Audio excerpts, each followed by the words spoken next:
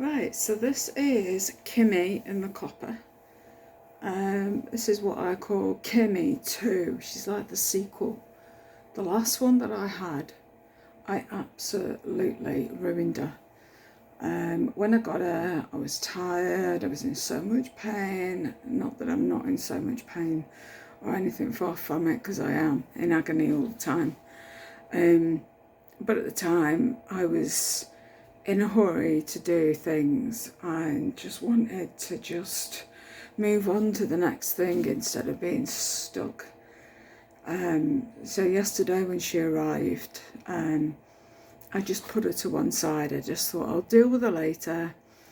So I gave her a trim when I'd been the doctors, slightly, put a roller in at the fringe, put 2 rollers in, and then put my hairdryer on.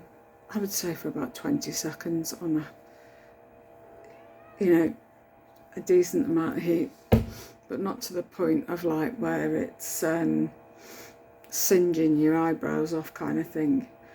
And then I turned it off. There's Luna. I turned it off, and then I just left the rollers in. I fed the cats, I sorted myself up with a drink, had a snack, and then I took them out and they were ready.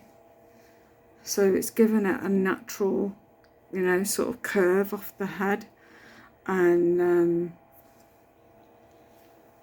she's great, she's fabulous.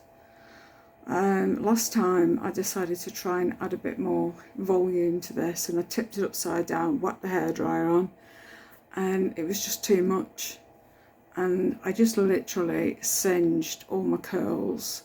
It just felt really crispy, crunchy and horrible, and like a really old wig. So I didn't do any of that this time. I've left it, and I've thought, you know what, I've just done the fringe and that's all I'm going to do. I'm going to leave these. They're totally fine. They don't need messing with. And I've got my steamer. So in a second, after wearing her all day, I'm going to put it through my steamer. Well, not literally, but I'm going to put water in here and just let the steam just naturally just moisten the curls and the wig itself. And that's it. And I'm just going to let it air dry overnight and then decide whether I'm going to wear it tomorrow or another wig. I've got Kimmy in the brown as well, and she's gorgeous. I want to get her in the light brown, and then I'm thinking about the tea black as well. We'll see. But this is really nice, really simple. You can get these on Asda, you can buy them anywhere. But this one's from TikTok shop. She was about £20. So anyway, I'll just pause this a sec. Okay, so this is the steamer that I've got. It's on. I'm being careful now because it's only just switched on, but you'll go from like a bluey light at the top and red at the bottom to full blue. I know you can't see it too well. That might just help. Yeah, you can just about, I think, see it. And then you just push your button in, and it will generate steam. Now that I want to get one of those those mannequins. At the minute I'm making do with my dustpan and brush, long handled one, and all you do is just literally just let the steam just do its own thing, and it will separate any fibres that might have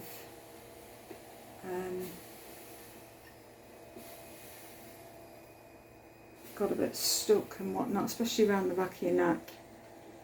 And they're just fantastic.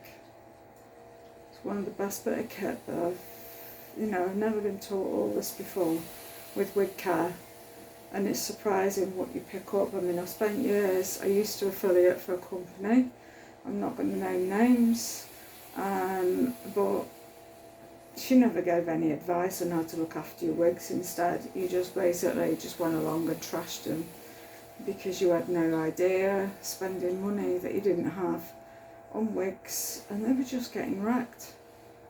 So when a friend of mine suggested JB extensions, I thought, oh, I'll take a look. And I was a bit nervous because you think TikTok, oh, it's going to all just fall apart and disintegrate on me. And actually, it's been really good. Come on, you. I don't want you sitting where the steamers. And it's great. JB extensions, the wigs are just phenomenal. The quality is really nice, even the cheap ones, and this is one of the cheap ones that I've got. You know, your cheapest wigs start at £17, and then they go into hundreds with your monos, all that sort of stuff. You've got your snowflake laces. Snowflake laces are a different category than, you know, you've got your monos that are at the top end, in your hundreds of pounds mark, but snowflake laces are, you know, they're really good. You've got a really nice natural hairline, because the lace just literally blends into your skin. They've got permatease in them, which basically helps lift your wig so it doesn't make it flat and give it a bit of volume. You can put as much into it as you want, and they're just brilliant, brilliant, brilliant. I love them. And if you've got issues like arthritis and fibro like me, and you struggle with holding like a hairdryer and styling your hair and all that stuff, then I'm trying to get this in the best angle. It's really difficult. As you can see, there's my dustpan and brush, I'm not lying. That's what I'm using. But that's what I'm doing to my wig. Is just doing that.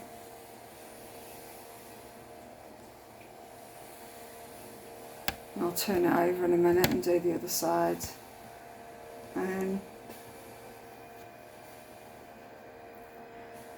But this one's a hard cap, so basically you've got a band that goes around your head and you've got adjustable straps, and you just basically fit the adjusters to where your head feels more, you know, more comfortable basically. And they're hidden by fringes, but you can carefully and with the right kind of know-how just flick your fringe out of the way, and you can create a hard cap with no fringe basically.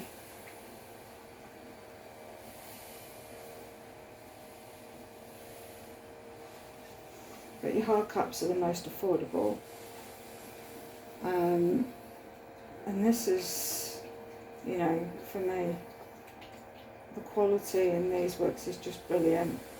And then you start to slowly find which companies work for you.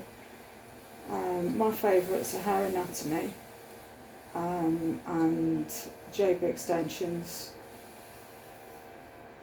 They're just brilliant. Hair Anatomy is a bit more expensive in some ways, but also in other ways. They offer me what I call my treat wigs. I mean, you've got your affordable end of the spectrum, which is your Zoya. They're still more expensive than what I've got here now, Kimmy. And the quality of the fibres is just outstanding. I mean, they're really, really good. And they feel like hair, but they're not, they're synthetic. And I just love them. And it's like when I find a style that I absolutely love, I then look into other ones, yeah, of that colour, you know, in that style, And then after the Zoya, there's the Mina, which is a little bit longer. And then you've got the Lydia in the 22. So they're in that same kind of family. So they're low density, and that's the sort of ones I want to aim for in my collection from Hair Anatomy. And then there are some really nice ones as well, with a little bit of body or a lot of body, depending on what you want. I've got the Aria headband in quite a few of the colours.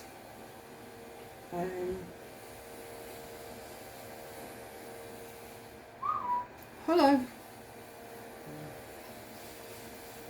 So there we go.